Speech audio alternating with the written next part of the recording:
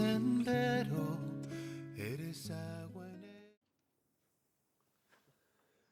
Un saludo muy afectuoso, amigos y amigas de Radio Colombia, de Radio Fides, de la página liturgo.org, del canal de WhatsApp Liturgo, del Liturgo del YouTube. Vi un montón de liturgos. Conté 6, no sé. Un saludo a mi querido diácono Mauricio Fernández Rojas, a quien saludo especialmente en esos días después de haber pasado la fiesta de Nuestra Señora de los Ángeles, que cayó en un domingo y que nos hizo la oportunidad para pensar en cosas que nos llevan más allá. Pero hoy retornamos a la lectura del domingo y nos enfrentamos a un pasaje que nos llena como de alegría. Sí, saludos en Jesucristo, Señor nuestro. Son dos, bueno, yo voy a adelantarme un poquito. Esta semana tenemos un pasaje muy hermoso, que a mí personalmente me gusta más la versión de Marcos, pero la próxima semana tenemos el pasaje que más me encanta de saborear, que es donde Jesucristo le hacen así, cha, cha, cha.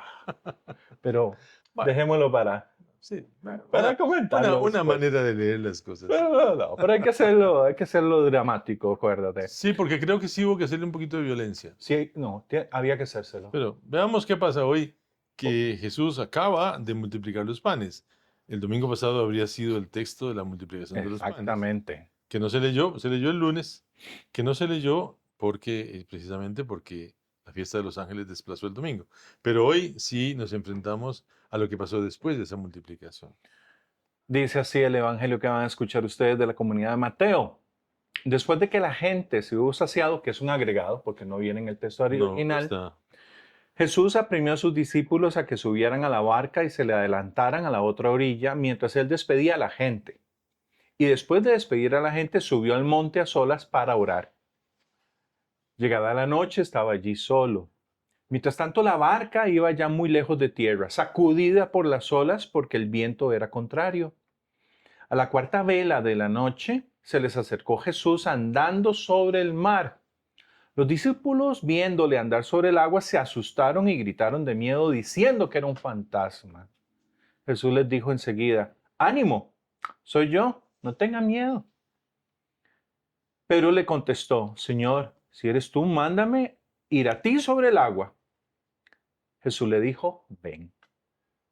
Pedro bajó de la barca y echó a andar sobre el agua acercándose a Jesús. Pero al sentir la fuerza del viento le entró miedo, empezó a hundirse y gritó, Señor, sálvame. Enseguida Jesús extendió la mano, lo agarró y le dijo, hombre de poca fe, ¿por qué has dudado? En cuanto subieron a la barca, amainó el viento. Los de la barca se postraron ante él diciendo, realmente eres hijo de Dios.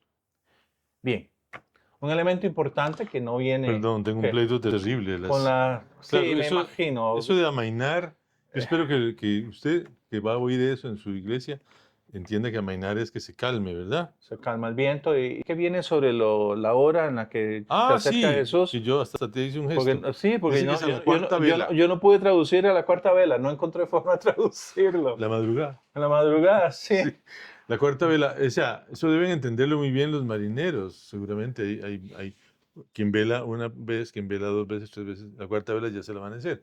Porque hay alguien que tiene que estar velando mientras los demás duermen. Supongo que es así. Pero bueno, a la cuarta vela, aquí lo que dice es... Casi al amanecer. A la madrugada, Jesús fue hacia ellos caminando sobre el agua. Y es hermoso lo que dice luego, dice, los discípulos al verlo caminar sobre el mar se asustaron. ¡Es un fantasma!, dijeron. Y eso sí viene en todos. Se pusieron a gritar. Eso sí viene en todos. Sí, sí. Con lo cual tenemos que reconocer que posiblemente los fantasmas existen.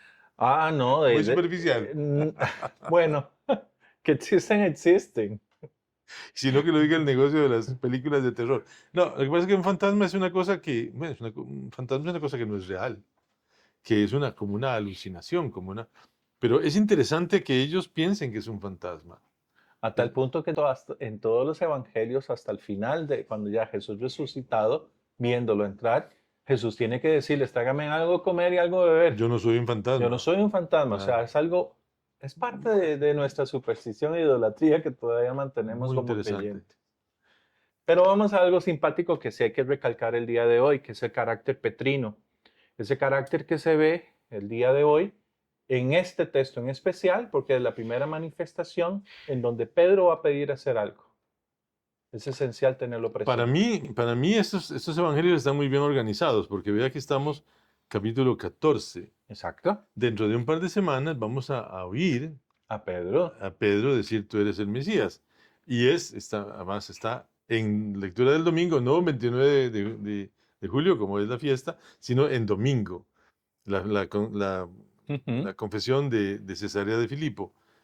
Y eso, entonces uno puede echar para atrás y darse cuenta de que Pedro viene en un ascenso de asombro ante Jesús, porque lo vio multiplicar los panes, ahora lo ve caminando sobre el agua.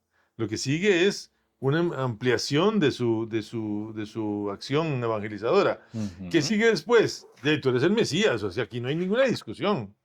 Y eso es interesante verlo en esa serie de contextos, se dice así, no sé, en esa continuidad de acontecimientos que harán a Simón, que todavía es Simón, entrar en una consideración mucho más fuerte y mucho más dramática de la persona de Jesús. ¿Sí? Y es que ese es el gran problema que tenemos con Jesús. O sea, no podemos comprender, o sea, no nos va a dar chance esta vida para comprenderlo. No. No, y ellos llevaban ya 3 años conversando con él, ellos están todavía en esas, pero hoy lo que sucede no es que no tiene precedentes, ni con Jesús, ni con nadie. No hay nada escrito hasta el momento de alguien que camine sobre el agua. Y recordemos que hay un problema con esto porque para los hebreos el mar era la cuna de la perversión. Los hebreos, de hecho, no hay hebreos en la historia de la Biblia que sean marineros. Hay pescadores, porque hay que comer, pero marineros que salgan al Mediterráneo, por eso es tan rara la figura de Jonás, que se va a España, a Tarsis. Tarsis es España. Jonás se va a Tarsis en un barco. ¿Cómo se le ocurre? Un hebreo que se precie no anda en barco, porque el mar es la cuna de la maldad, de la perversión. Pero acordate cuál era el propósito de esa ida, ¿verdad? Huir, claro. Era huir y Huir de Dios. desentenderse de Sí, todo. sí, claro. Aquí Jesús, al caminar sobre las aguas, está diciéndoles, yo soy el victorioso por sobre cualquier mal. Yo soy Señor. Señor. Yo soy Señor. Por eso le digo que sí creo que Pedro va a entrar en un crecimiento, en una valoración de Jesús que lo va a sorprender a él mismo, porque ahí estamos frente a él, a este que es tan victorioso, que es tan... No, y por eso la confesión final que hacen, porque en ninguno de los otros evangelios vamos a tener ese diálogo de Pedro diciéndole que me deje caminar y que Pedro que deja de ver. Y al final que simplemente, a mí me encanta el de Marcos. Jesús va, camina y de repente se hace el desentendido. Sí, voy a seguir adelante. Voy a llegar antes que ustedes. Voy a llegar antes que ustedes. Se queda porque ve el temor en la gente y sube a la barca. Claro. El gran asunto acá, lo importante de seguir manifestando esto, el carácter petrino, es que la comunidad de Mateo sigue dando algo que es importante para nosotros. O sea, Pedro es pieza fundamental, pero no por ser cabeza, sino por seguir diciéndonos a cada uno de nosotros, como dice bien el cardenal Martini, si Pedro se convirtió, tú también lo puedes hacer. Si Pedro se equivocó, tú también lo puedes hacer. Si Pedro blasfemó contra Jesús porque lo maldijo 3 veces cuando estaba en el patio del Sanedrín, tú también lo puedes blasfemar. Es que no hay, en Dios no hay resentimientos, que esa es una cosa bien importante. Es que si Dios se resiente, no es Dios, Álvaro. No, sería uno de nosotros. No, en Dios no hay resentimiento. Eso de que ofendía a Dios, cuando la gente llega a confesarse y le dice a uno cura, es que yo ofendí a Dios porque hice tal cosa, y yo digo, ¿usted supone que Dios se puede ofender? A mí me da tanta tristeza eso rótulo que aparecía en ciertos buses con un Jesús que observaba el mundo y que le chorreaba unas lagrimonas. Y decía, pero ¿qué clase de Mesías tenemos? Que se pone a llorar porque el mundo está descarriado. Es que eso no es Dios, eso sería una cosa muy extraña. Jesús está enfrentando a Pedro con una realidad y tiene que lograr que este hombre evolucione porque de lo que busca él de Pedro es precisamente su fortaleza. Y algo que sigue siendo importante y se va a volver importante más aún después de la próxima semana es que Jesús se da cuenta que nosotros necesitamos que nos agarren. Sí, Aquí ya empieza Jesús a tocar. claro, Antes, en lo que es la comunidad de Mateo, no hay ninguna... no ha tocado a nadie. Pero a partir de hoy, sí, dio el pan y todo lo demás, pero a partir de hoy Jesús agarra, que es la expresión que deberíamos de usar en griego, porque aquí viene extendió, bueno, aquí esta traducción por lo menos lo puso bien, lo agarró.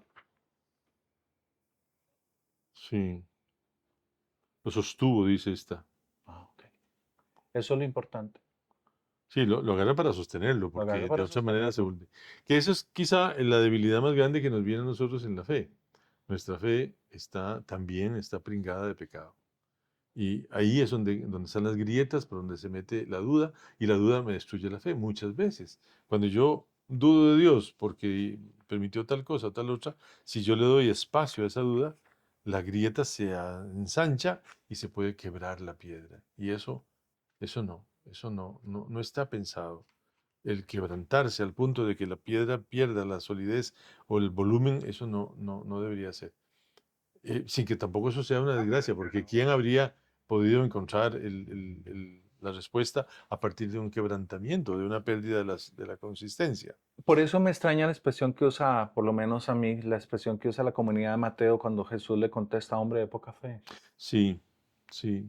Es Pero que, es que, es que ni siquiera es un cuarto del camino que van a recorrer. O sea, es como si Jesús comenzara a exigir algo que fuese fácil para a mí nosotros de eso, sobrellevar. quizá que esas sean las palabras de Jesús que más me intrigan. Cuando, por ejemplo, dice, si ustedes tuvieran fe del tamaño de un grano de mostaza, le dirían a esa planta. Y yo decía, perdón, yo conozco gente con mucha fe y no sería capaz de eso. Y no mueven. No sé, el domingo pasado lo decía yo en misa, porque hablando de cómo crea Dios y Dios crea diciendo, dice, haya luz y hubo luz. Y yo le decía a la gente, si yo le dijera a esta banca, correte para allá, me quedo aquí esperando, por más fe que yo tenga. No, y si se mueve la gente sale en carrera. Sí, claro. Teníamos una contravención a la fe. Pero es un pasaje maravilloso. Yo creo que sí es un pasaje que está lleno de ciertos contenidos. Porque, bueno, vean que pasó mucho tiempo, ¿verdad? Al atardecer ya se fueron y llegan al amanecer. Y es un lago, yo no lo conozco, yo nunca estuve en Israel. Yo entiendo que el lago es pequeñito. No es muy grande, pero sí creo que tiene, déjame acordarme, es más o menos 4 veces el lago del Arenal nuestro. Ah, eso quería pensar yo, que tuviéramos una referencia. Sí, creo que 4 es veces así. de 4 o 5 veces el de Arenal. O sea, es sustancioso, es sustancioso. Y más contra viento, ¿verdad? Porque Así, entonces, no, si hay un buen oleaje. así. Y hay un signo de contradicción acá que también pone la comunidad de Mateo. Oye, si son pescadores, ¿por qué les da miedo hundirse en el agua? Claro, No saben nadar. y si son pescadores, ¿por qué se fueron? Si había una tormenta ahí que se anunciaba. ¿Ves todos los signos de contradicción que comienza el texto a decir para buscar una escena en especial que es este Jesús? Necesitan la escena de la tremenda tempestad y necesitan la escena de Jesús caminando por las aguas y a un Simón que le dice, que me gusta como dice aquí, Señor, a ver cómo dice. Porque bueno, aquí está esa frase que es una frase muy bíblica, eso de no teman, ¿verdad? ¿No teman? Bueno, Señor, si eres tú, mándame ir a tu encuentro sobre el agua. Oye, eso es blasfemia, ¿no? ¿Qué? Si eres tú, ya sería blasfemia, porque se No, supone que lo conocían, o todavía seguían no es viendo como una especie de fantasmas. prueba para probarle a los compañeros. Ah, Si eres tú, mándame ir a tu encuentro sobre el agua. Ven, le dijo Jesús. Y Pedro, bajando de la barca, empieza a caminar. Y eso es intrigante, ¿verdad? Empieza a caminar. El fregado empieza a caminar sobre el agua. Pero ¿qué fue lo que hizo que dejara de caminar? Ah, la duda. El pringue de pecado sobre la fe de Simón. En Al ver la violencia, incertidumbre, los tuvo medios. miedo y empezaba a hundirse, ¿verdad? Puchis, ¿y ahí qué hago? Sí se pueden ahogar, o sea, por más marineros que sean, se pueden ahogar en un mar embravecido. Ah, pero tengo una consulta. Ese es el mismo Pedro que en las finales de Juan se quita todo y se Pero tira al estaba agua. tranquilo el agua. Ah, estaba tranquilo el agua. Sí, sí, sí. Sí, bueno, ok. Era como además estaban solo a 100 metros de la orilla. Ah, Aquí están a entonces medio. nada de perrito. Claro, Nada de sí, sí, no perrito. importaba. Pedro. Bueno, bajando de la barca, comienza a caminar sobre el agua en dirección a él, pero al ver la violencia del viento tuvo miedo y como empezó a hundirse, gritó, Señor, sálvame. Y ahí está, yo creo que, aunque sea poca fe, en el fondo es fe, profunda fe. Saber que el Señor era el que lo podía salvar, nadie más. Y hay una situación acá importante que la comunidad de Mateo acaba de introducir. Solo, para ellos, solo Yahvé salva. Sí, muy Y importante, aquí muy importante, tiene un gran rompimiento. muy importante. Ya Claro. es Cristo. Quien viene a ser la presencia de Yahvé en la tierra. Exactamente. Claro, porque pudo haberle dicho a los compañeros, una cuerda, qué sé yo, algo, una tabla. No, No, Señor, sálvame. Es un poco Esteban, ¿verdad? Anticipa a Esteban. es que anticipa Esteban. Acordémonos que en este momento ya ellos tenían el juego de que Lucas ya tenía Hechos de los Apóstoles. Claro, sí, Estaba todo. Y la claro. expresión es Kyrios, ¿verdad? Claro, porque acuérdese usted de que cuando Esteban está siendo juzgado, eh, eh, ve el cielo abierto y al Hijo de Dios, al Verbo, al Hijo del Hombre, de pie en la presencia de Dios, lo cual es una blasfemia terrible. Y luego dice, Jesús, a tus manos encomiendo mi Mi espíritu. espíritu. No dice Padre como dice Jesús, porque Jesús es Hijo de Dios. Nosotros somos hijos, pero oiga, no dice tampoco Dios, te encomiendo. No, dice Jesús, te encomiendo mi espíritu. Entonces, este texto tiene los rompimientos. Ujú. Y es importante verlo y seguirlo analizando en ese sentido. O sea, porque puede ser que nosotros entremos en una simple, sí, nos tocó este año esto. No. ¿Cuál es el rompimiento que esta comunidad tiene? Es nuevamente lo que hemos venido diciendo en los últimos programas. El valor y el sentido de las palabras. Sí. Pero hay un segundo rompimiento que a mí me gusta mucho enfocarlo, que está en la primera lectura. Esa. El pueblo estaba acostumbrado a una comunicación con Dios que era un poquito fregada. Porque yo creo que Moisés tenía una cosa en la cabeza rara que lo hacía oír a Dios hablar en los terremotos, en los vendavales, en los incendios, en las cosas más horribles. Él, en aquel rumor terrible, oía a Dios. Y Elías les dice, no. Y es más, el pueblo acuérdense que el pueblo le decía a Moisés, no, vaya usted y hable con él. Y después nos cuenta, porque era insoportable aquello. Hoy tenemos a un hombre como Elías, que llega a la montaña de Dios previo a un prodigio maravilloso con el pan, ¿verdad? Ujú. Llega a la montaña de Dios, entra en la gruta y ahí pasa la noche.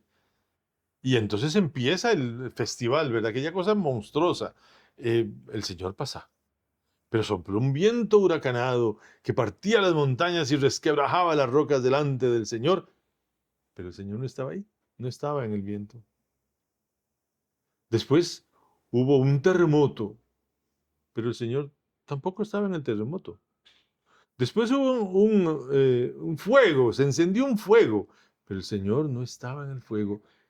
Solo después del fuego se oyó un rumor de una brisa suave, como esa que se está escuchando ahí atrás. Una brisa suave.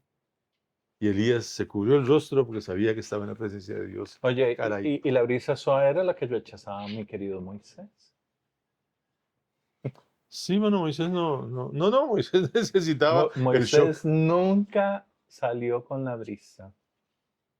Siempre, Esa es la gran diferencia. Por eso leer la siempre escritura, necesitó demasiado, como diríamos. por eso la escritura hay que leerla con mucho cuidado porque hay que saber encontrarle las esquinas y los rincones. Y no es que nosotros lo logremos, pero más o menos ahí vamos. Porque encontramos que en aquella suave brisa, Elías se cubre el rostro con su manto y sale y se queda de pie a la entrada de la gruta. Está en la presencia de Dios. Por fin, ¿verdad? Porque es la primera vez que Es la Elías primera vez. se encuentra con Dios. Yo pienso incluso, bueno, mejor no digo, me pongo blasfemo. Elías por primera vez se encuentra con Dios y Dios le va a aclarar cosas y le va a poner los puntos en su lugar y le va a decir, mire, no, deje esas tonterías, vaya y haga y tendrá que hacer.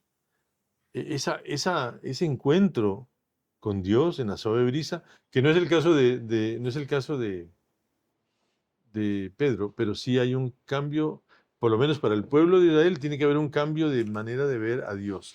Dios ya no está Dios ya no está en el terremoto, en el incendio, en el relámpago, en el trueno terrible, sino que está allí. Porque además habrá un nuevo salto, ¿verdad? El salto final y definitivo será cuando encontremos a Dios caminando entre nosotros y hablando nuestra lengua. Pero puedo decir algo, no va a ser herético, va a Sí, ser, va a dígalo. ser blasfemo, pero al fin y al cabo Dígalo, Pablo sí. va a contestar a los romanos. Elías se da cuenta que la ley no es Dios. Como ya los discípulos se fueron dando cuenta. Puedo hacer una pregunta profana. ¿Cuál? ¿La iglesia se habrá dado cuenta que Dios no es la No, ley? hoy no. Ya es lo que te lo acabo de contestar, todavía no. Seguimos en una nueva ley. Seguimos, sí. Pero por eso es importante la lectura, que esté encajada, o sea, que esté encajada, y voy a decirlo así, que esté encajada la lectura de nuevamente Romanos y comprenderla. Tal vez si lo haces de tu versión, podemos tomar ese criterio de que la ley no es importante. Lo va a decir muchas veces, no me acuerdo cuántas veces Muchas, lo dice Pablo. muchas. Pero hoy es la mejor forma de oír a un converso que ha entrado Claro, en ese diálogo con Dios que cada uno de nosotros necesita experimentar dentro de la historia de salvación. claro. Digo la verdad en Cristo, no miento, y mi conciencia me lo atestigua en el Espíritu Santo. ¿Alguna duda? Siento una gran tristeza y un dolor constante en mi corazón. Yo mismo desearía ser maldito, separado de Cristo en favor de mis hermanos, los de mi propia raza. Ellos son israelitas. A ellos pertenece la adopción filial, la gloria, las alianzas, la legislación, el culto y las promesas. A ellos pertenecen también los patriarcas, y de ellos desciende Cristo, según la condición humana, el cual está por encima de todo, Dios bendito eternamente. Amén. Se pasó en todo. O sea, el arca de la alianza no importa, lo que tenemos ahí tampoco No. importa. O sea, Los 630 mandamientos de la ley de hebrea los fariseos no no interesan para importa, nada. El culto de los sacrificios, no el importa. sacerdocio de Aarón. Oye, ¿qué ha cambiado en nosotros? Bueno, tenemos que ajustar cosas. Nosotros tenemos una responsabilidad muy grande y la responsabilidad se llama responsabilidad, porque no Se llama se puede llamar de otra evangelio. manera. O sea, se llama Es tan evangelio. sencillo, es coger la palabra de Dios y yo diría que coger a Cristo, los 4 evangelios y desde allí empezar a hacer un planteamiento para que usted y yo, el chino, Mauricio, todos entremos en esa dimensión novedosa y enriquecedora que es la salvación. ¿Y por qué no tenemos nosotros la libertad de que cada uno de nosotros escriba su propio evangelio? Yo Porque creo al fin y que al cabo es yo historia de yo salvación. creo que cada cual puede hacerlo. Lo que pasa es que, bueno, mientras no tengamos encarnado el Evangelio en nuestra propia experiencia humana, no podemos hacer ninguna cosa, creo. Pero Creo sería que fabuloso. sí, pero es que es como decía una amiga mía que quiero mucho, todo es como todo. Entonces, como todos estamos de Claro, acuerdo. sí, Te lo compro, entonces, te lo compro, ¿verdad? te lo Sí, compro. Lolita es una cosa maravillosa. Lolita decía eso, todo es como todo, claro. Si usted no tiene el Evangelio en su corazón, ¿qué va a escribir? Un invento, una creación literaria, una obra maravillosa, pero sin contenido. El contenido tiene que encarnarse en mí, igual que se encarnó en las entrañas de María Santísima, el Verbo de Dios, pero se encarna a partir de que ella ya tenía una fe y esperaba la salvación de Dios. Me acordaste en mis clases de Cristología con mi querido presbítero José Alberto Quirós, cuando llegaba y nos decía que no sea un discurso. Bueno, eso está muy complicado. Que sea un discurso sería una tragedia y es muchas veces un discurso bien planteado, bien escrito y bien estructurado, pero cuyo contenido desaparece. Feliz domingo, feliz día del Señor. Ánimo.